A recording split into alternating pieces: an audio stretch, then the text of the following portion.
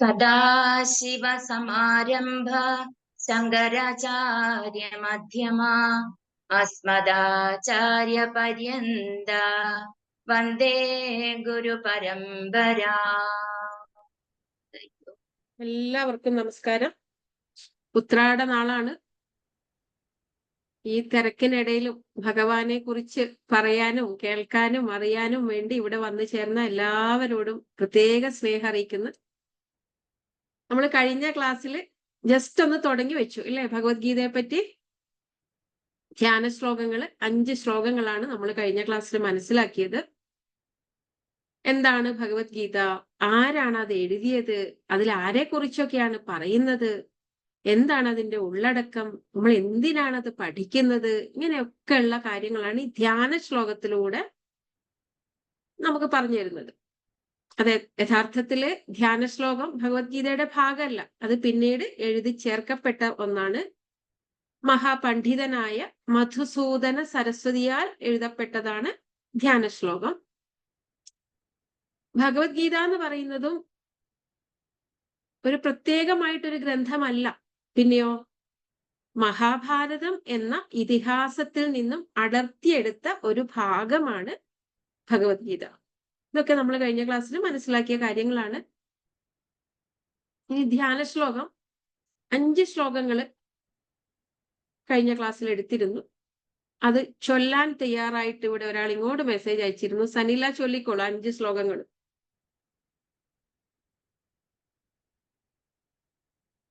Unmute ചെയ്തിട്ട് ചൊല്ലിക്കോളൂ. ഓം നമോ ഭഗവതേ വാസുദേവായ. ശ്രീമദ് ഭഗവത്ഗീത ധ്യാന ശ്ലോകം.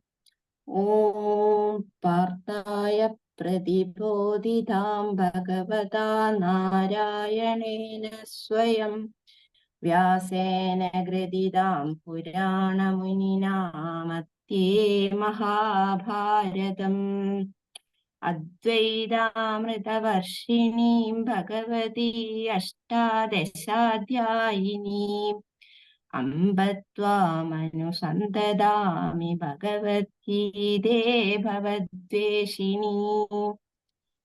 നമോസ്തുതേ വ്യാസവിശാലബുദ്ധേ പുല്ലാരവിന്ദായ തപത്രനേത്ര യേന ത്വയാ ഭാരതതൈലപൂർണഃ പ്രജ്വാലിതോ ജ്ഞാനമയപ്രദീപഃ. പ്രപന്നപാരിജാതായ സ്തോത്രവേത്രൈകപാണയേ ജ്ഞാനമുദ്രായ കൃഷ്ണായ ഗീതാമൃതദുഹേ നമഃ. സർവോപനിഷദോ ഗാവോ ദോഗ്ധാ ഗോപാലനന്ദനഃ പാർത്ഥോ വത്സസുധീർഭോക്താ ദുഗ്ധം ഗീതാമൃതം മഹത്. വസുദേവസുതം ദേവം കംസചാണൂരമർദ്ദനം ദേവകീ പരമാനന്ദം കൃഷ്ണം വന്ദേ ജഗദ്ഗുരും. ഇതുവരെയാണ് നമ്മൾ കഴിഞ്ഞ ക്ലാസ്സിൽ മനസ്സിലാക്കിയത് അല്ലേ? ഒന്നാമത്തെ ശ്ലോകത്തില് ഓം പാർത്ഥായ പ്രതിബോധിതാം ഭഗവതാം നാരായണേന സ്വയം എന്ന് തുടങ്ങുന്ന ഒന്നാമത്തെ ശ്ലോകത്തില് പാർത്ഥനായിക്കൊണ്ട് അഥവാ നമുക്കായിക്കൊണ്ട് ഭഗവാൻ നാരായണൻ നേരിട്ട് വളരെ ഭംഗിയായിട്ട് പ്രകർഷേണ പറഞ്ഞു തരുന്നതാണിത് ഭഗവത്ഗീത. മഹാഭാരതം എന്ന ഇതിഹാസത്തിന്റെ മധ്യഭാഗത്ത് വരുന്നതാണ്. പുരാണമുനിയായ വ്യാസനാൽ എഴുതപ്പെട്ടതാണ്. 18 അധ്യായങ്ങൾ ഉള്ളതാണ് ഭഗവത്ഗീത. അങ്ങനെയുള്ള അമ്മേ ഭഗവത്ഗീതേ, അങ്ങേക്ക് നമസ്കാരം. മാത്രല്ല അങ്ങ് ഭവദ്വേഷിണിയാണ്, അഥവാ സംസാര ദുഃഖങ്ങൾ അകറ്റുന്നവളാണ്. അങ്ങനെയുള്ള അമ്മയ്ക്ക് നമസ്കാരം. അതായിരുന്നു ഒന്നാമത്തെ ശ്ലോകത്തിന്റെ അർത്ഥം. എന്താണ് സംസാര ദുഃഖം? ഒന്നും സ്ഥിരമല്ല അല്ലേ? നമുക്ക് ചുറ്റുമുള്ള ആളുകൾ സ്ഥിരമല്ല, സാഹചര്യം സ്ഥിരമല്ല, വസ്തുക്കൾ സ്ഥിരമല്ല. നമ്മൾ ഇതിനെയൊക്കെ ആശ്രയിക്കുന്ന സമയത്ത് നമ്മുടെ സന്തോഷവും സ്ഥിരമല്ല. ആരെങ്കിലും ഉണ്ടോ ഇവിടെ എപ്പോഴും ഹാപ്പി ആയിട്ടിരിക്കുന്നവര്? ആരുമില്ല അല്ലേ? ഒന്നും സ്ഥിരമല്ല. അങ്ങനെ സ്ഥിരമല്ലാതെ എപ്പോഴും സങ്കടവും സന്തോഷവും വിഷമങ്ങളും പ്രശ്നങ്ങളും ഒക്കെ ഇങ്ങനെ മാറി മാറി വന്നുകൊണ്ടിരിക്കും. അതിനെയാണ് സംസാരം എന്ന് പറയുന്നത്. ആ ദുഃഖങ്ങളെ അകറ്റുന്നത് കൂടിയാണ് ഭഗവത്ഗീത. അതാണ് ഒന്നാമത്തെ ശ്ലോകത്തിൽ മനസ്സിലാക്കിയത്.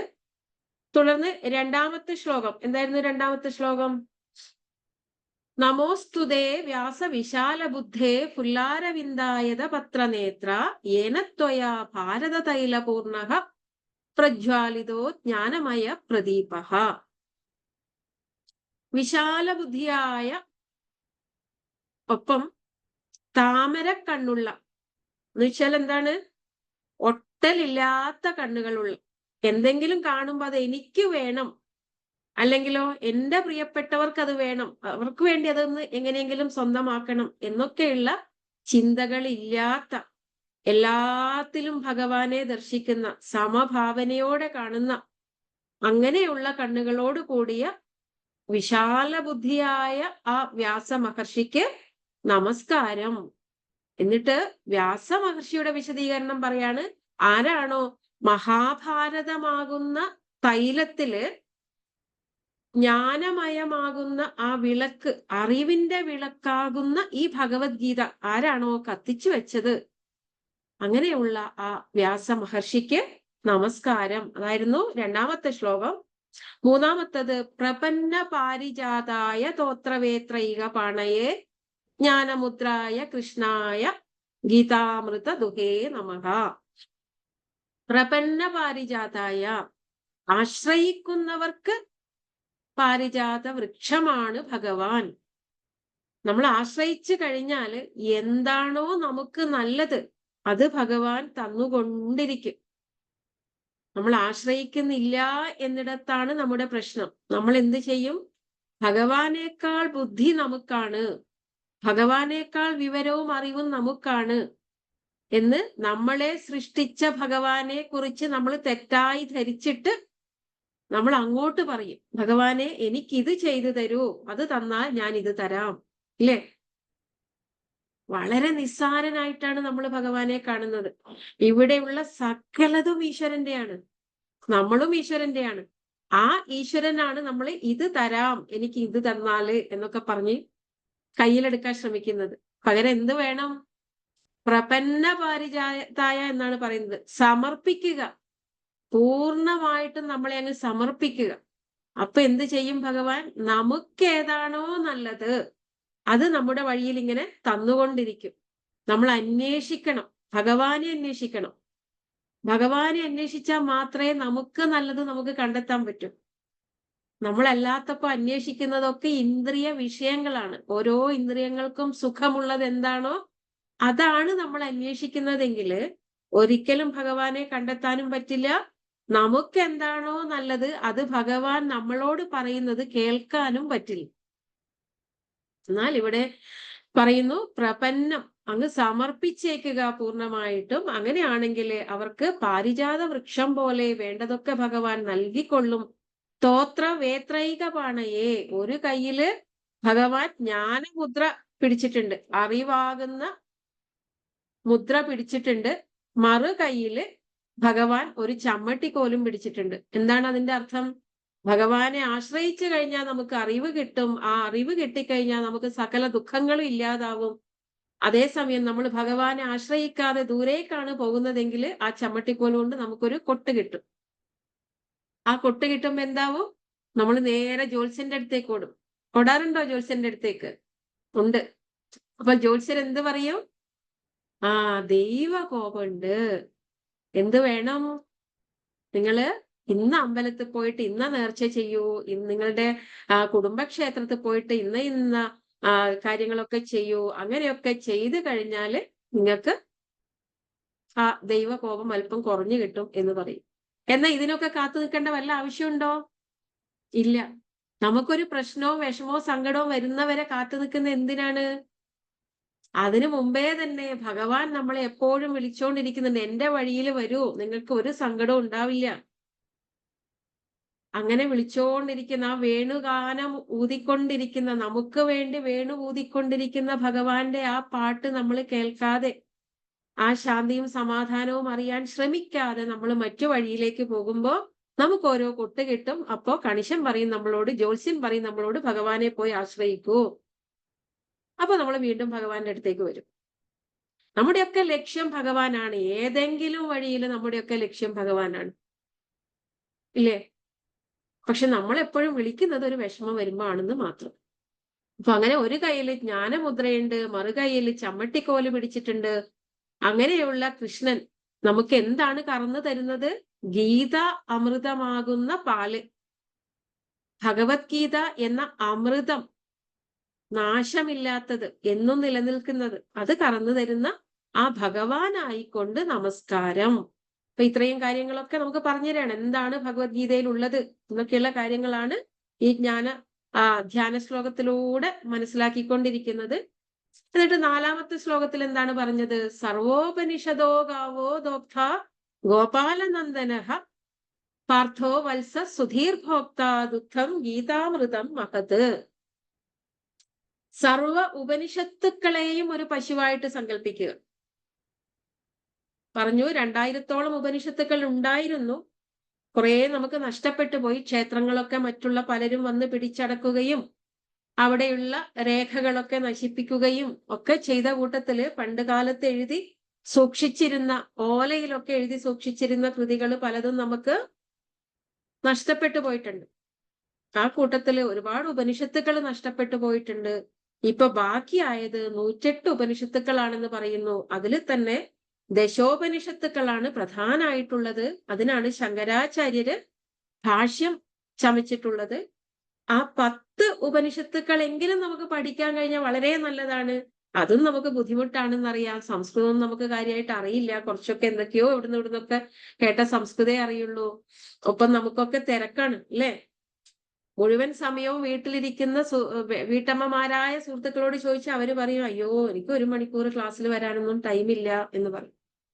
1 മണിക്കൂർ ഒരു ക്ലാസ്സിൽ വന്നിരിക്കാൻ സമയമില്ലാത്ത നമ്മൾ എങ്ങനെയാണ് ഈ 10 ഉപനിഷത്തുക്കളൊക്കെ വായിച്ചിട്ട് അതിന്റെ അർത്ഥം മനസ്സിലാക്കുക? പോട്ടെ, ഓരോ ഉപനിഷത്ത് വായിച്ചിട്ട് അർത്ഥം മനസ്സിലാക്കാൻ നമുക്ക് ബുദ്ധിമുട്ടാണ്.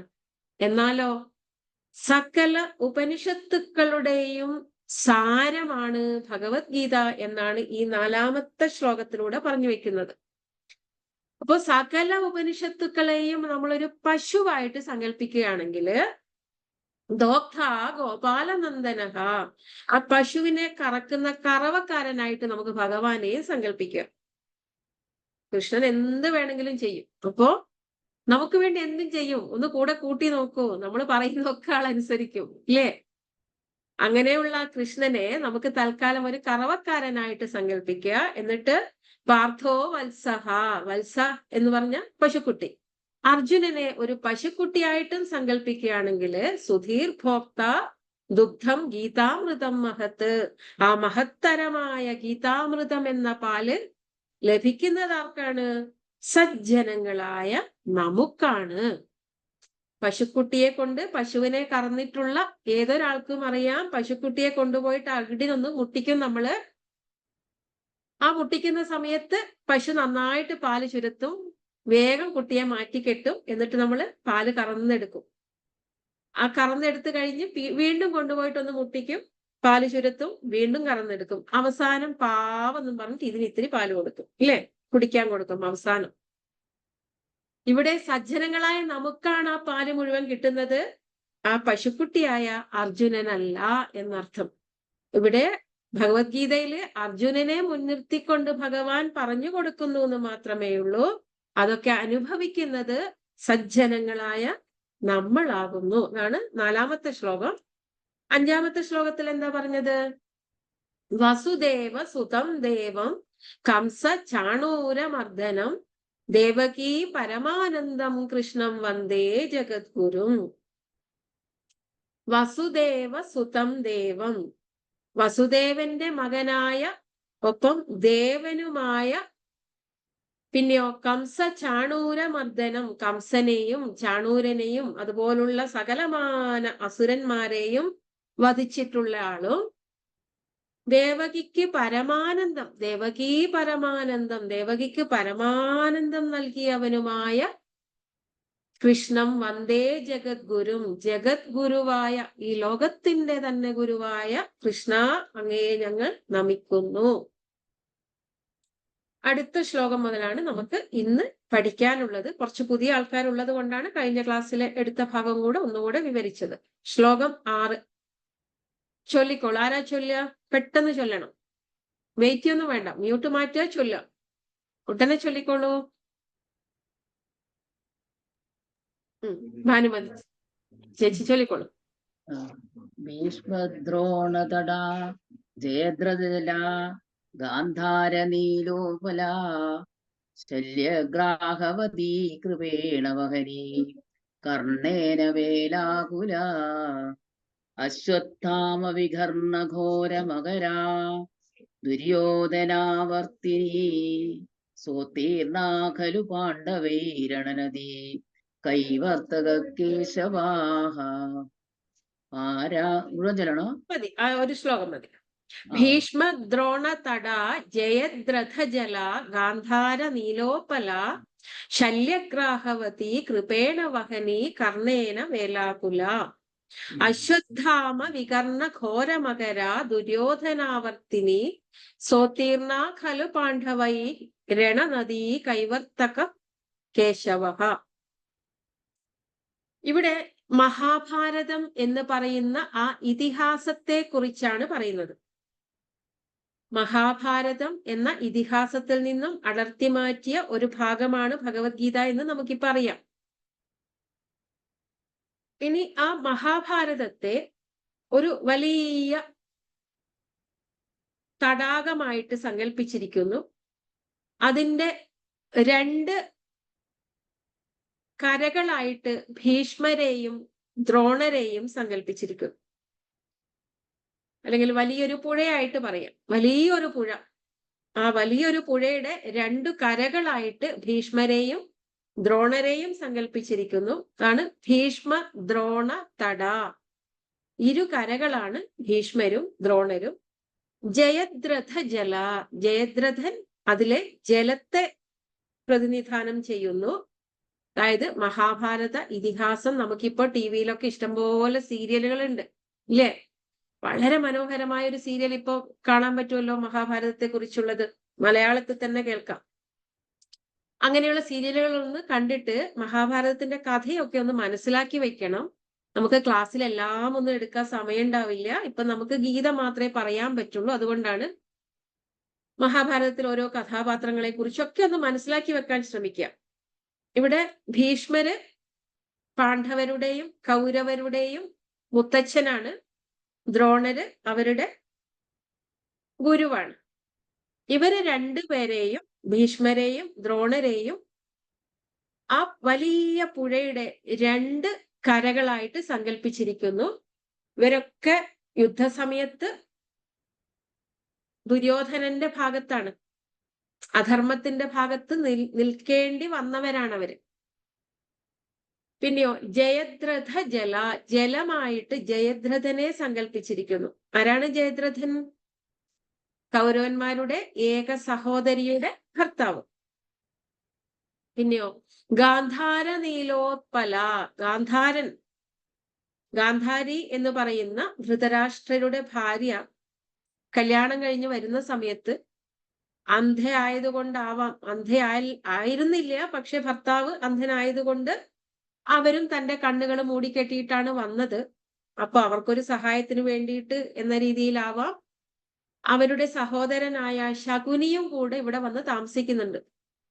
പിന്നീട് അവരാണ് ഇത്രയും പ്രശ്നങ്ങളൊക്കെ ഉണ്ടാക്കി വെക്കുന്നതും. ആ ശകുനി എന്ന് പറയുന്ന ഒരാള്, ആ ശകുനിയാണ് ഇവിടെ ഗാന്ധാരൻ എന്ന് പറയുന്നത്. ആ ശകുനിയെ എന്തിനോട് ഉപമിച്ചിരിക്കുന്നു? നീലോപ്പല എന്ന് വെച്ചാൽ കരിമ്പാറക്കൂട്ടങ്ങളായിട്ട് ശകുനിയെ ഉപമിച്ചിരിക്കുന്നു. ആ പുഴയിൽ ഇങ്ങനെ മനസ്സിൽ കാണണം, ഒരു വലിയ പുഴ മനസ്സിൽ കാണുക, അതിന്റെ 2 കരകളായിട്ട് ദ്രോണരെയും ഭീഷ്മരെയും കാണുക, വെള്ളമായിട്ട് ജയദ്രഥനെ കാണുക, കരിമ്പാറക്കൂട്ടങ്ങളായിട്ട് ശകുനിയെ കാണുക, ശല്യഗ്രാഹവതി, ശല്യരെ എന്തായിട്ടാണ് ഇവിടെ മുതലയായിട്ട് ശല്യരെ സങ്കല്പിച്ചിരിക്കുന്നു.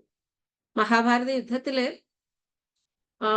ഭഗവാന്റെ തേരാളി ആരായിരുന്നു? കൃഷ്ണനായിരുന്നു, അല്ലേ? എന്നാൽ ക്ഷമിക്കണം, അർജുനന്റെ തേരാളി ഭഗവാനായിരുന്നു, കൃഷ്ണനായിരുന്നു. എന്നാൽ കർണന്റെ തേരാളി ആരായിരുന്നു? ശല്യരായിരുന്നു.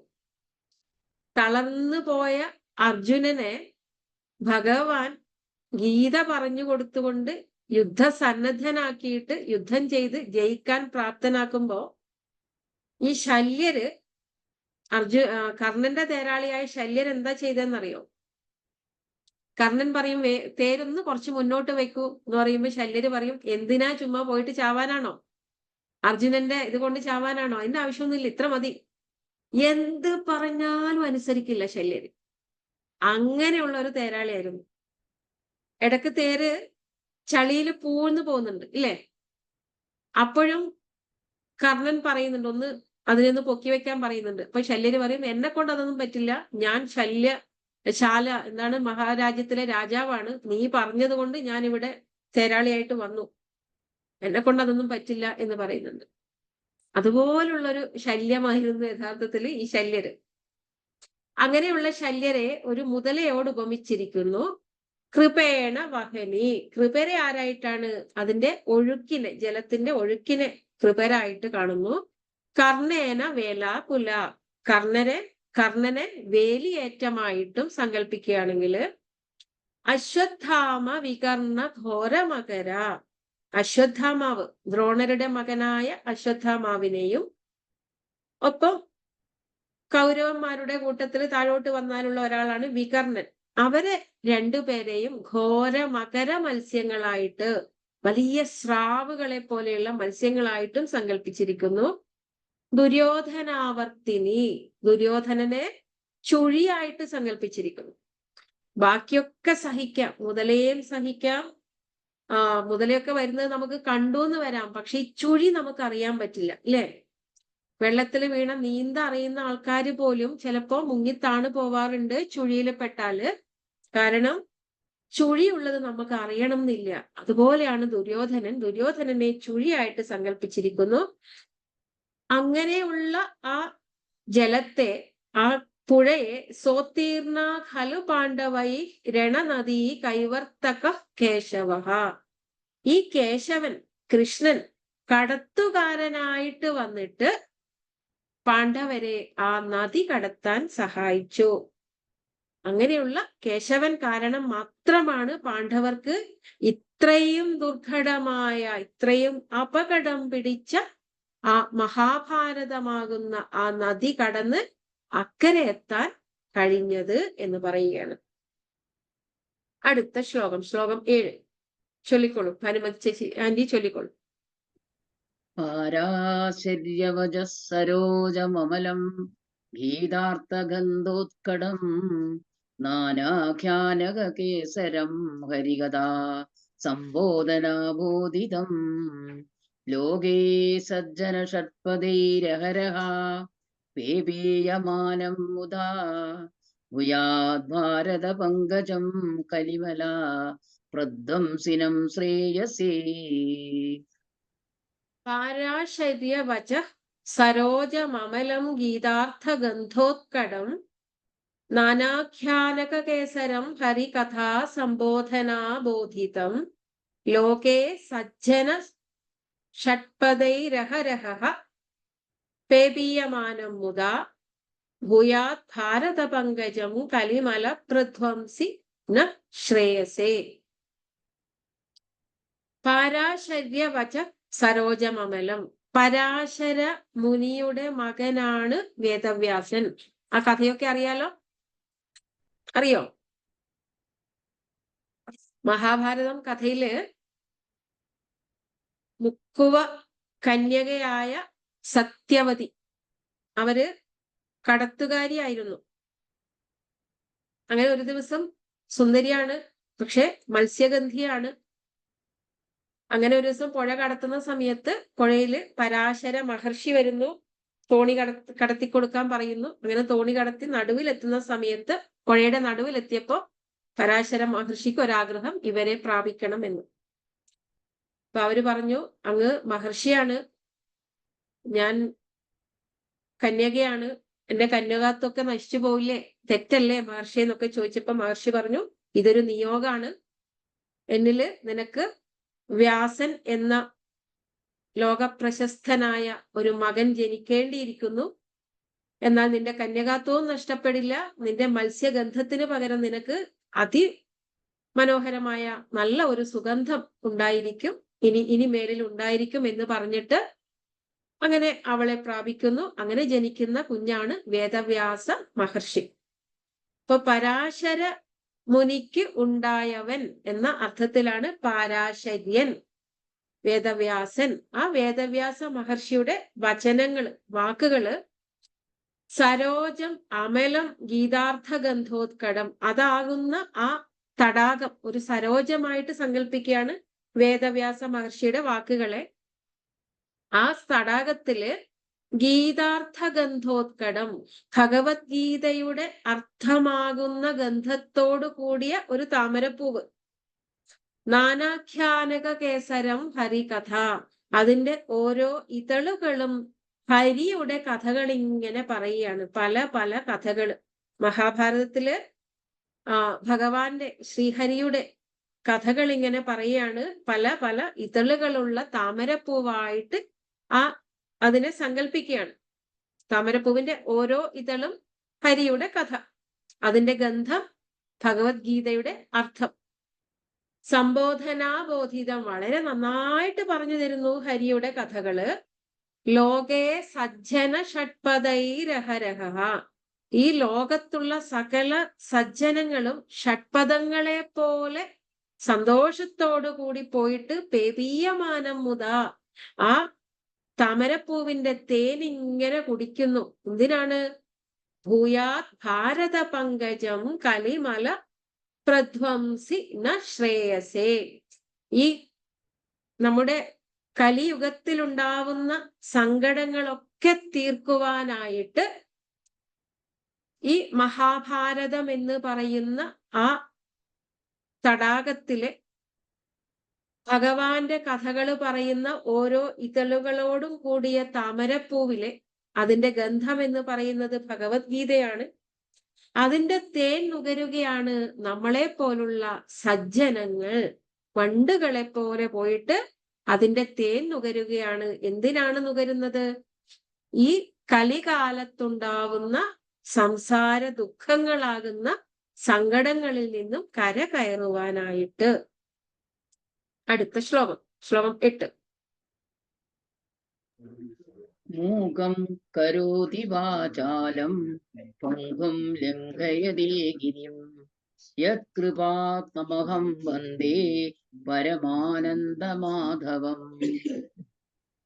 മൂകം കരോതി വാചാലം പങ്കും ലംഘയതേ ഗിരിം യത്കൃപാ തമഹം വന്ദേ പരമാനന്ദമാധവം.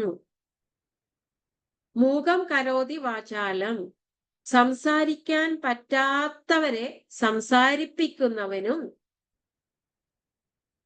പങ്കും ലംഘയതേ ഗിരിം, നടക്കാൻ പോലും പറ്റാത്ത മുടന്തനെ മലകൾ കയറ്റാൻ പോലും പ്രാപ്തനാക്കുന്നവനുമായ യത് കൃപ, അത് ആരുടെ കൃപയാലാണോ, തമഹം വന്ദേ, അങ്ങനെയുള്ള അങ്ങയെ ഞങ്ങൾ വന്ദിക്കുകയാണ്. പരമാനന്ദ മാധവം, പരമാനന്ദ സ്വരൂപനായ മാധവൻ, ലക്ഷ്മീദേവിയുടെ ഭർത്താവായ ഹേ ഭഗവാനെ, അങ്ങയെ ഞങ്ങൾ വന്ദിക്കുന്നു. സംസാരിക്കാൻ പറ്റാത്തവന് ചിലപ്പോ സംസാരിക്കാൻ പറ്റിയെന്ന് വരും ഭഗവാന്റെ കൃപയുണ്ടായി കഴിയുമ്പോ. അതുപോലെ മുടന്തന്മാര് മല കയറുന്നത് നമ്മൾ കാണാറുണ്ട്. ശബരിമലക്കൊക്കെ പോയിട്ടുള്ളവര് കണ്ടിട്ടുണ്ടാവും. നമുക്ക് തന്നെ നടന്നു പോവാൻ പറ്റാത്ത വഴികളിലൂടെ ഈ മുടന്തും കൊണ്ടവര് നടന്ന് മല കയറുന്നതൊക്കെ നമ്മൾ കാണാറുണ്ട്.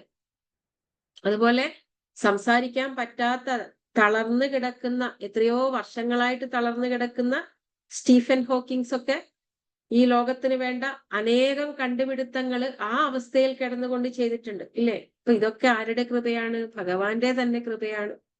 അങ്ങനെയുള്ള ഭഗവാനെ ഞങ്ങള് നമിക്കുന്നു. ഈ ശ്ലോകം 9. യം ബ്രഹ്മാ വരുണേന്ദ്രരുദ്രമരുതഃ സ്തുന്നന്തി ദിവ്യൈസ്തവൈഃ വേദൈः സാംഗപദക്രമോ വർഷതൈः ഗായന്തിയം സാമഗാഃ ധ്യാനാവസ്ഥിതതദ്ഗതേന മനസാ പശ്യന്തിയം യോഗിനോ യസ്യാന്തം ന വിദുഃ സുരാസുരഗണാ ദേവായ തസ്മൈ നമഃ ദേവായ തസ്മൈ നമഃ. ധ്യാന ശ്ലോകത്തിലെ അവസാനത്തെ ശ്ലോകാണിത്. യം ബ്രഹ്മ വരുണേന്ദ്ര രുദ്ര മരുതഃ സ്തുന്വന്തി ദിവ്യൈസ്തവൈഃ വേദൈ സാംഗപദക്രമോപനിഷദൈഃ ഗായന്തിയം സാമഗാഃ ധ്യാനാവസ്ഥിത തദ്ഗതേന മനസാ പശ്യന്തി യം യോഗിനോ യസ്യാന്തം ന വിദു സുരാസുരഗണാ ദേവായ തസ്മൈ നമഃ. സകല ദേവന്മാരും ആരെയാണോ പൂജിക്കുന്നത്, ആരെയാണോ സ്തുതിക്കുന്നത്, നമുക്കറിയാം. ഇവിടെ ഒരാള് പറയും എനിക്ക് മാമാനത്തമ്മയാണ് ഇഷ്ടം, ഞങ്ങളുടെ നാട്ടിലുള്ള ആളാണെങ്കിൽ. വേറൊരാള് പറയും എനിക്ക് പറശ്ശിനിക്കടവ് മുത്തപ്പനെയാണ് ഇഷ്ടം. ചിലര് പറയും എനിക്ക് ഗുരുവായൂരപ്പനെയാണ് ഇഷ്ടം. ചിലര് പറയും എനിക്ക് സാക്ഷാൽ ശ്രീ അയ്യപ്പനെയാണ് ഇഷ്ടം. മറ്റൊരാള് പറയും എനിക്ക് പരമശിവനെയാണ് ഇഷ്ടം, ഇല്ലേ? അപ്പൊ വേറൊരാള് പറയും എനിക്ക് കൊടുങ്ങല്ലൂർ അമ്മയാണ് ഇഷ്ടം. ഇങ്ങനെ പല രീതിയിൽ നമ്മള് ഭഗവാനെ ആശ്രയിക്കുന്നുണ്ട്. ഏത് വഴിയിലൂടെ പോയാലും എത്തിച്ചേരുന്നത് ഒരേ ഒരു പരമാത്മാവിലാണ്. ഈ ദേവന്മാരൊക്കെ വഴികളാണ്. നമുക്ക് ഏത് ദേവനിലൂടെയും ആരാധിക്കാം.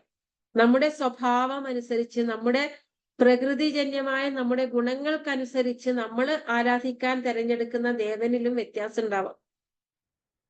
ഏത് ദേവനിലൂടെ പോയാലും നമുക്ക് എത്തേണ്ടത് പരമാത്മാവിലാണ്, ബ്രഹ്മത്തിലാണ്, ഈശ്വരനിലാണ്. ഈശ്വരൻ കുറെ ഉണ്ടെന്ന് ആരെങ്കിലും പറഞ്ഞിട്ടുണ്ടോ? ഇല്ല, അല്ലെ? ഒരേ ഒരു ഈശ്വരനേ ഉള്ളൂ. ആ ഈശ്വരന്റെ പ്രകാശം നമ്മൾക്ക് പലതായിട്ട് സങ്കല്പിക്കുന്നു. അതാണ് ഈ ദേവന്മാര്. അത് നമുക്ക് ഏത് രീതിയിലാണോ നമുക്ക് വേണ്ടത് ആ രീതിയിൽ സങ്കല്പിച്ചാൽ, ആ രീതിയിൽ പ്രാർത്ഥിച്ചാൽ ആ രീതിയിലുള്ള അനുഗ്രഹവും നമുക്ക് കിട്ടും. എന്നാൽ നമ്മളും എത്തിച്ചേരേണ്ടത്, ആ ദേവന്മാർക്കും എത്തിച്ചേരേണ്ടത് എല്ലാത്തിൻ്റെയും തുടക്കമായ, എല്ലായിടത്തും നിറഞ്ഞു നിൽക്കുന്ന, രൂപമോ ഭാവമോ ഇല്ലാത്ത ആ പരമാത്മാവിലാണ്, ചൈതന്യത്തിലാണ്, ഈശ്വരനിലാണ്, ബ്രഹ്മത്തിലാണ്, ആത്മാവിലാണ്. അതാണ് പറയുന്നത്. യം ആരെയാണോ ബ്രഹ്മ, വരുണ, ഇന്ദ്ര, രുദ്ര, മരുത്തുക്കള്, ബ്രഹ്മാവും വരുണനും ഇന്ദ്രനും രുദ്രന്മാരും, ഈ രുദ്രന്മാരിൽ ഒരാളാണ് പരമശിവൻ, ശിവൻ എന്ന് നമ്മൾ പറയുന്നത്. രുദ്രന്മാരും മരുത്തുക്കളും ഒക്കെ ആരെയാണോ സ്തുന്വന്തി ദിവ്യൈസ്തവൈഹി വിശേഷപ്പെട്ട സ്തുതികളോടെ സ്തുതിക്കുന്നത്, വേദൈ സാംഗപദക്രമോപനിഷദൈഹി ഗായന്തി യം സാമഗാഃ സാമഗായകന്മാര്. ഒരു സാമവേദം എന്ന് പറഞ്ഞൊരു വേദമുണ്ട്, അതിങ്ങനെ ചൊല്ലി നടക്കുക ചെയ്യാം.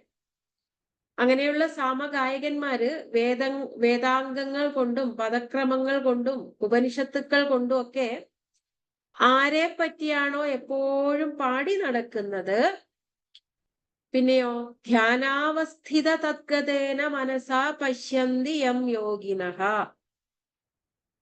യോഗികള്, മഹർഷിമാര് അഥവാ മുനിമാര് ഇന്ദ്രിയ നിയന്ത്രണമൊക്കെ നേടിയിട്ട് പുറത്തേക്കുള്ള നോട്ടവും കാഴ്ചകളും തൊടലും പിടിക്കലും ഒക്കെ അവസാനിപ്പിച്ചിട്ട് അവനവന്റെ ഉള്ളിലേക്ക് തിരിഞ്ഞിട്ട് ധ്യാനാവസ്ഥിത മനസ്സില് സ്വന്തം ഉള്ളിലേക്ക് തിരിഞ്ഞിട്ട് അവിടെ ആരെയാണോ കാണുന്നത്, നമ്മളൊക്കെ ഇപ്പോ ഉള്ളിലേക്കൊന്നും നോക്കാറില്ല, പിന്നെയോ പുറത്തേക്ക് നോക്കിക്കൊണ്ടിരിക്കും, അല്ലെ? 5 ഇന്ദ്രിയങ്ങളും ഭഗവാൻ അങ്ങനെയാണ് നമുക്ക് തന്നിരിക്കുന്നത്. എല്ലാം പുറത്തേക്ക് തുറന്നു വെച്ചിട്ട് ആ വീട്ടിലേക്ക് ആരാണ് പോകുന്നത്? അവിടുന്ന് ആരോ ഇപ്പൊ ഇറങ്ങിപ്പോയല്ലോ, അവരെന്തിനാ ഇത്രയും സമയം ഇരുന്നത്? അവരെന്തായിരിക്കും സംസാരിച്ചിട്ടുണ്ടാവുക? അവൾ എന്തിനാ ആ സാരി ഉടുക്കുന്നേ? അവക്ക് ഇത്രയും വയസ്സായില്ലേ, അവക്ക് കളറൊന്നും ഇല്ലാത്ത സാരി ഉടുത്താ പോരെ? അവളുടെ ഭർത്താവ് മരിച്ചതല്ലേ, പിന്നെ എന്തിനാ അവള് പുറത്തേക്കൊക്കെ ഇങ്ങനെ അണിഞ്ഞൊരുങ്ങി പോകുന്നത്? ഇങ്ങനെ നമ്മുടെ ഇന്ദ്രിയങ്ങള് ഏത് നേരവും പുറത്തേക്ക് തുറന്നു വെച്ചിട്ടാ ഉള്ളത്. എന്നാൽ മഹർഷിമാരെങ്ങനെയാണ്? അവരിതിനെപ്പറ്റിയൊന്നും ബോധേടല്ല. നമ്മളോടും പറയുന്നത് ഒരു പരിധി വരെ നമ്മൾ ഇതൊന്നും ശ്രദ്ധിക്കണ്ട, നമുക്ക് ആവശ്യമുള്ള കാര്യങ്ങളിൽ ഇടപെടുക. എന്നിട്ട് എന്ത് ചെയ്യണം? നമ്മുടെ ഉള്ളിലേക്കൊക്കെ ഇടയ്ക്കിടയ്ക്കൊന്ന് തിരിഞ്ഞു നോക്കുക. എന്തുകൊണ്ടാണ് അങ്ങനെ പറയുന്നത്? നമുക്ക് ഭഗവാനെ അനുഭവിക്കാൻ പറ്റുക പുറത്തല്ല, നമ്മുടെ ഉള്ളിൽ തന്നെയുള്ള ആ ചൈതന്യത്തെ അനുഭവിക്കാൻ വേണ്ടിയിട്ട് അത്ര എളുപ്പമല്ലാത്തത് കൊണ്ട്, നേരിട്ട് അത് അത്ര എളുപ്പമല്ലാത്തത് കൊണ്ട് ആചാര്യന്മാര് നമുക്ക് കുറേ വഴികൾ ഉണ്ടാക്കി തന്നു. ക്ഷേത്രങ്ങളും അവിടെയുള്ള വിഗ്രഹങ്ങളും നമ്മുടെ നാമജപങ്ങളും നമ്മുടെ വ്രതാനുഷ്ഠാനങ്ങളും ഒക്കെ നമുക്ക് ആ പുറത്തു നിന്ന് ആ ചൈതന്യത്തെ ഇന്ദ്രിയങ്ങൾ ഉപയോഗിച്ച് കണ്ടിട്ട് കണ്ണടച്ച് ഇന്ദ്രിയങ്ങളൊക്കെ പൂട്ടി വെച്ച് നമ്മുടെ ഉള്ളിലുള്ള ആ ചൈതന്യത്തെ അനുഭവിക്കാനാണ്. അവിടെ നമുക്ക് കാണാൻ പറ്റണം ഈശ്വരനെ. നമ്മളെ നിലനിർത്തുന്ന ആ ചൈതന്യം തന്നെയാണ് ഈശ്വരൻ എന്ന് നമുക്കും ദർശിക്കാൻ പറ്റണം. മുനിമാര് മാത്രം ദർശിച്ചാൽ പോരാത്. ആ ചൈതന്യം ഞാൻ എന്ന വ്യക്തിയോട് പറയുന്നതാണ് ഭഗവത്ഗീത. അവനവന്റെ ഉള്ളിൽ തന്നെ നിറഞ്ഞു നിൽക്കുന്ന, ഈ ലോകം തന്നെ സൃഷ്ടിച്ച പരമാത്മാവ് ഈ ശരീരത്തിൽ കുടുങ്ങിപ്പോയ ജീവാത്മാവിനോട് പറഞ്ഞു തരുന്നതാണ് ഭഗവത്ഗീത. അങ്ങനെ പറഞ്ഞു തരണമെങ്കിൽ എന്ത് വേണം? നമ്മളെ ഉള്ളിൽ തന്നെ ഈശ്വരനെ കാണാൻ പറ്റണം. നമുക്ക് അതിനുള്ള വഴികളായിട്ട് ബാക്കി എല്ലാം ഉപയോഗിക്കണം. അങ്ങനെയുള്ള ആ അവസ്ഥയിലേക്ക് എത്തിയ മുനിമാര് ധ്യാനാവസ്ഥിത തദ്ഗതേന മനസാ പശ്യന്തി യം യോഗിനഃ. ഈ യോഗികള് നമുക്കും ആകാം. അവര് താടിയും മുടിയൊക്കെ നീട്ടി കാട്ടിലിരിക്കുന്നവര് മാത്രമല്ല യോഗികള്. നമുക്കും ഭഗവത്ഗീത പറഞ്ഞു തരുന്നത് യോഗിയാവാനാണ്, ഇല്ലേ? യോഗിയാവാനാ പറഞ്ഞു തരുന്നത്. അങ്ങനെയുള്ള യോഗികള് ആരെയാണോ അവനവന്റെ ഉള്ളില് ധ്യാനാവസ്ഥിത മനസ്സില് ചിന്തകളൊക്കെ ഒടുങ്ങിയ അവസ്ഥയിൽ, ചിന്തകൾ ഒടുങ്ങിയിട്ടില്ലെങ്കിൽ നമ്മൾ ആരെയാ ഉള്ളിൽ കാണുക? നമ്മളെ വഴക്ക് പറഞ്ഞ ആളെ, അല്ലെങ്കിൽ നമ്മളെ ആകർഷിച്ച ആളെ, അടുത്ത വീട്ടിലെ ആളെ, അല്ലെങ്കിൽ നമ്മുടെ വീട്ടിലെ നായ്ക്കുട്ടിയെ, പൂച്ചക്കുട്ടിയെ, പശുവിനെ, ഇല്ലെങ്കിൽ നമ്മളെ കൂടെ 1ാം ക്ലാസ്സിൽ പഠിച്ച ആളെ പോലും നമ്മൾ ഇപ്പൊ പെട്ടെന്ന് കണ്ടു എന്ന് വരും, ഇല്ലേ? ചിന്തകൾ ഒടുങ്ങുന്നത് വരെ നമ്മൾ പലരെയും കാണും. ചിന്തകളൊക്കെ ഒടുങ്ങിക്കഴിഞ്ഞാൽ പിന്നെ അവിടെ ബാക്കിയാവുക ഈശ്വരൻ മാത്രമാണ്, ചൈതന്യം മാത്രമാണ്. അങ്ങനെ യോഗികള് ആരെയാണോ കാണുന്നത്?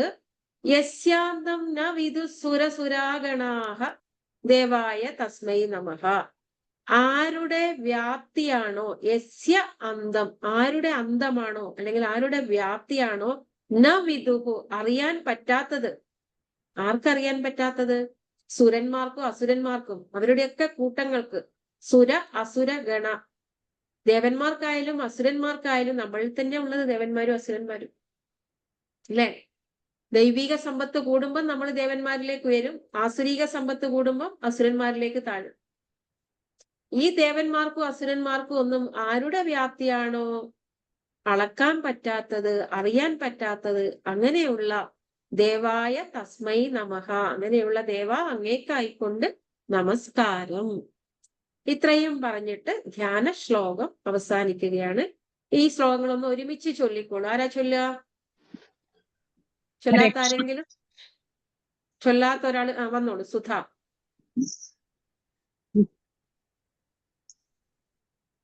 ജയ ശ്രീകൃഷ്ണ. ഒന്നാമത്തെ ശ്ലോകം മുതൽ. ഓക്കെ. ഓം ശ്രീ പരമാത്മനേ നമഃ. ഓം പാർത്ഥായ പ്രതിബോധിതാം ഭഗവതാ നാരായണേന സ്വയം വ്യാസേന ഗ്രഥിതാം പുരാണമുനിനാ മധ്യേ മഹാഭാരതം അദ്വൈതാമൃതവർഷിണീം ഭഗവതീം അഷ്ടാദശാധ്യായിനീം അംബ ത്വാമനുസന്ദധാമി ഭഗവദ്ഗീതേ ഭവദ്വേഷിണീ. നമോസ്തു തേ വ്യാസ വിശാലബുദ്ധേ फुल्लारविन्दायतपत्रनेत्र येन त्वया भारततैलपूर्ण प्रज्वालितो ज्ञानमय प्रदीपः प्रपन्नपारिजाताय स्तोत्रवेत्रैकपाणये ज्ञानमुद्राय कृष्णाय गीतामृतदुहे नमः। सर्वोपनिषदो गावो दुग्धा गोपालनन्दनः पार्थो वत्ससुधीर्भोक्ता दुग्धं गीतामृतं महत्। वसुदेवसुतं देवं कंसचाणूरमर्दनम् देवकी परमानन्दं कृष्णौ वन्दे जगद्गुरुम्। भीष्मद्रोणतटा जयद्रथजला गान्धारनीलोत्पला शल्यग्राहवती कृपेण वहनी कर्णेन वेलाकुला अश्वत्थामविकर्णघोरमकरा दुर्योधनावर्तिनी सोत्तीर्णा खलु पाण्डवैरणनदी कैवर्तकः केशवः पाराशर्यवचः सरोजममलं गीतातगन्धोत्कटन् नानाख्यानककेसरं हरिकथा सम्बोधना बोधितम् लोके सज्जन षट्पदैरहरः पेपीयमानं मुदा भूयाद् भारत पंकजं कलिमल प्रध्वंसिन श्रेयसे मूकं करोति वाचालं पङ्गुल्लङ्घयते गिरिं यत्कृपातमहं वन्दे परमानन्दमाधवम्। यं ब्रह्मा वरुणेन्द्ररुद्रमरुतस्तुन्वन्ति दिव्यैस्तवैर्वेदैः साङ्गपदक्रमोपनिषदैर्गायन्ति यं सामगाः ध्यानावस्थिततद्गतेन मनसा पश्यन्ति यं योगिनो यस्यान्तन्न विदुःसुरासुरगणा देवाय तस्मै नमः देवाय तस्मै नमः। हरि ओम।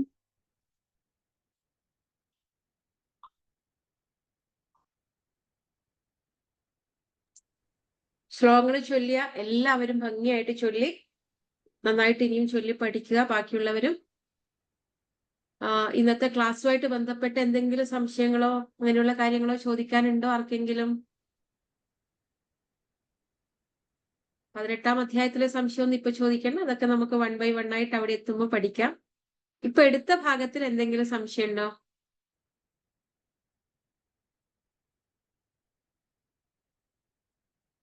അതല്ലെങ്കിൽ പൊതുവായിട്ടുള്ള സംശയങ്ങൾ എന്തെങ്കിലും ഉണ്ടെങ്കിൽ അതും ആവാം. അറിയുന്നത് പോലെ പറഞ്ഞുതരാം. എല്ലാം ഒന്നും അറിയില്ല, അറിയുന്നത് പോലെ പറഞ്ഞു. ശാന്തിമന്ത്രം ചൊല്ലിയില്ലെന്ന്. ശാന്തിമന്ത്രം ചൊല്ലാം. ഇല്ല, സമയമുണ്ട്, അതുകൊണ്ടാണ്. സംശയമൊന്നും ഇല്ലെങ്കിൽ നമുക്ക് ശാന്തിമന്ത്രം ചൊല്ലിയിട്ട് ക്ലാസ് അവസാനിപ്പിക്കാം. ടീച്ചർ ഒരു കാര്യം പറഞ്ഞോട്ടെ? പറഞ്ഞോളൂ. നെക്സ്റ്റ് ക്ലാസ്സിൽ ഞാനും ഗീതാരാജനും കാണില്ല. ഞങ്ങള് വൃന്ദാവനം പോവാണ് ഫ്രൈഡേ. അപ്പൊ 10 days ഉണ്ട്. അത് കഴിഞ്ഞ് നമ്മള് മിക്കവാറും ക്ലാസ്സിൽ അറ്റൻഡ് ചെയ്യുള്ളൂ. ശരി ശരി. നിയോഗം പോലെ ഞാൻ ഇതിനകത്ത് വന്നേ. എനിക്ക് അറിയില്ലായിരുന്നു എനിക്കിത് പഠിക്കാൻ പറ്റുമോന്നൊന്നും എനിക്ക് അറിയില്ലായിരുന്നു. എന്തോ ഭഗവാനായിട്ട് കൊണ്ടെത്തിച്ചാന്ന് തോന്നി ഈ ഭഗവത്ഗീത പഠിക്കാന്. ഞാനോർത്ത് നാരായണീയം കഴിഞ്ഞിട്ട് ഇതിനകത്ത് ചേരാമെന്നാ വിചാരിച്ചത്. ഇതൊക്കെ ഞാനോർത്ത് ഇതൊക്കെ ബുദ്ധിയും വിവേകവും ഉള്ളവർക്കൊക്കെ പഠിക്കാൻ പറ്റുള്ളാന്ന് വിചാരിച്ചത്. അപ്പൊ ദൈവമായിട്ട് ഇതിനകത്ത് കൊണ്ടെത്തിച്ചു. അങ്ങനെ ഒരു പറഞ്ഞു തരാൻ ഒരു ആചാര്യ ഉള്ളത് കൊണ്ട് ഭയങ്കര സന്തോഷം മാഡം. ഭയങ്കര നന്ദി ഇതിനൊക്കെ പറഞ്ഞു തരാൻ പറ്റുന്ന. ഓക്കെ, ഇനിയൊരു കാര്യം കൂടെ പറയാം. നമ്മള് 1ാം ക്ലാസ്സിലൊക്കെ ഫസ്റ്റ് ആവുക നല്ല ബുദ്ധിയും വിവരമുള്ളവരാണ്, അല്ലേ? 10ാം ക്ലാസ്സിൽ നല്ല മാർക്ക് കിട്ടുക നല്ല ബുദ്ധിയും വിവരമുള്ളവരാണ്. പക്ഷേ ആത്മീയ വഴിയില് ഭഗവാന്റെ വഴിയിലേക്ക് തിരിയുമ്പോൾ ബുദ്ധിയും വിവരത്തിന്റെ ഒന്നും വലിയ ആവശ്യമൊന്നുമില്ല. നമ്മൾ വിചാരിക്കും മുഴുവൻ ശ്ലോകങ്ങളും ബൈഹാർട്ട് പഠിച്ചവര് വലിയ ആളാണെന്ന്, അല്ലെങ്കിൽ തെറ്റില്ലാതെ വായിക്കുന്നവര് വലിയ ആളാണെന്ന് വിചാരിക്കും. അങ്ങനെ ഒന്നുമല്ല. ബുദ്ധിക്കും വിവരത്തിനും ഒന്നും ഇവിടെ സ്ഥാനമില്ല. സത്യത്തില് നമ്മള് ഭഗവാനിലേക്ക് എത്താനുള്ള വഴികളായിട്ടാണ് ഇതൊക്കെ ഉപയോഗിക്കുന്നത്. നമ്മുടെ ബുദ്ധിയും നമ്മുടെ മനസ്സും നമ്മുടെ ഇന്ദ്രിയങ്ങളും ഒക്കെ ഉപയോഗിക്കുന്നത് ഈ ബുദ്ധിക്കും മനസ്സിനും വിവരത്തിനും ഒക്കെ അപ്പുറമുള്ള ഭഗവാനെ അറിയാനുള്ള ടൂളുകളാണ് ഇതൊക്കെ. അപ്പൊ ഇതൊന്നും ഇല്ലെങ്കിലും, ഇതൊക്കെ ഇല്ലാത്ത അവസ്ഥയിലെ ഭഗവാനെ അറിയാനും പറ്റും. നമ്മൾ ഇത്രയും ശ്ലോകമൊക്കെ അറിയാം എന്ന അഹംഭാവത്തിൽ നിൽക്കുകയാണെങ്കിൽ നമുക്ക് ഭഗവാനെ അറിയാൻ പറ്റില്ല. പറ്റുമോ? ഇല്ല. മനസ്സങ്ങ് ക്ലീൻ ആവണം, നിർമ്മലമാകണം. അവിടെ ഒരു അഹംഭാവത്തിനും ചാൻസ് ഇല്ല. എനിക്ക് പൈസ ഉണ്ടെന്നോ, എനിക്ക് ബുദ്ധി ഉണ്ടെന്നോ, എനിക്ക് ചുറ്റും ബന്ധുബലം ഉണ്ടെന്നോ ഒന്നും ആവശ്യമില്ല. ഇതിനൊക്കെ അപ്പുറമാണ് ഈശ്വരൻ. അപ്പൊ ഈശ്വരനെ അറിയാൻ നമുക്ക് വളരെ നേരത്തെയുള്ള പ്രായത്തിൽ നമ്മൾ ശ്രമിക്കുകയാണെങ്കിൽ ഈ ഇന്ദ്രിയങ്ങളൊക്കെ ഉപയോഗിച്ചിട്ട് നമുക്ക് അതിലേക്ക് എത്താൻ കുറച്ച് എളുപ്പമാവും, അത്രയേ ഉള്ളൂ. പക്ഷെ ഇതൊന്നും ഇല്ലെങ്കിലും, ഇതൊന്നും ഇല്ലാത്ത അവസ്ഥയിൽ നമുക്ക് മനസ്സ് ശാന്തമാക്കാനും സ്വസ്ഥമാക്കാനും കഴിയുകയാണെങ്കിൽ അവിടെ ഈശ്വരൻ ഉണ്ടാകും. ഈശ്വരനെ നമുക്ക് അനുഭവിക്കാൻ പറ്റും. അത് തന്നെയാണ് ശാന്തിയും സമാധാനവും മോക്ഷവും എന്നൊക്കെ പറയുന്നത്. നമ്മൾ പരാതിയും പരിഭവവും ഒക്കെ കുറക്കും. നമ്മളെ അതിന്റെ ലക്ഷണം ഇത്രയേ ഉള്ളൂ. പരാതിയും പരിഭവവും ഒക്കെ കുറക്കും. മറ്റുള്ളവരോട് പോയിട്ട് അഭിപ്രായം ചോദിക്കുന്നത് കുറയും.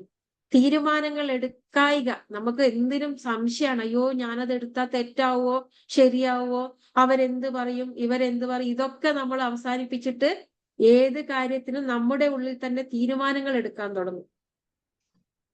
ആ എടുക്കുന്ന തീരുമാനത്തിൽ ഉറച്ചു നിൽക്കാൻ പറ്റും. ഒരു കാര്യം തെറ്റാണെന്ന് കണ്ടാൽ അത് തെറ്റാണെന്ന് പറയാനുള്ള ആർജവം ഉണ്ടാകും. ശരി ഏതാണ്, എനിക്ക് ശരിയും തോന്നുന്നത് ഇതാണ് എന്ന് പറയാനുള്ള ആർജവം ഉണ്ടാകും.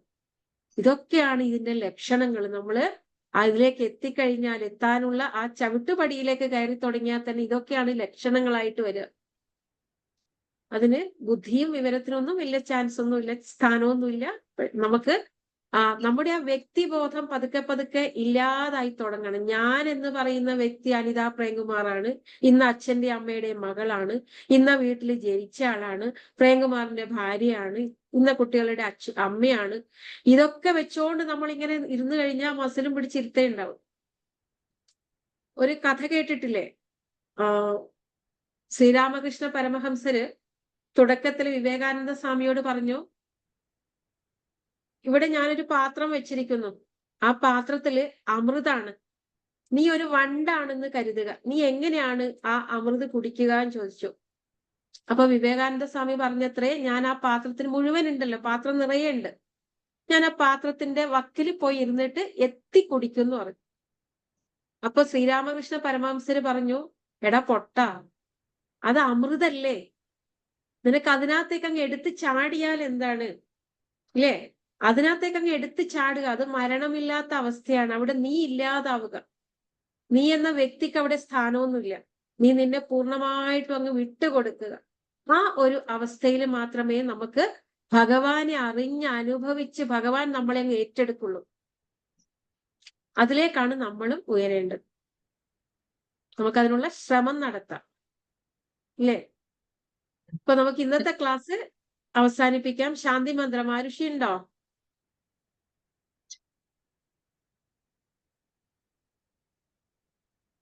ആരുഷി ഇല്ലെങ്കിൽ ആരാ ശാന്തി മന്ത്രം ചൊല്ലുന്നേ? ചൊല്ലിക്കോളൂ. ആരെങ്കിലും ചൊല്ലുന്നുണ്ടോ? ഒരവസരല്ലേ, വേണ്ടേ ആർക്കും? അല്ലെങ്കിൽ ഞാൻ ചൊല്ലും.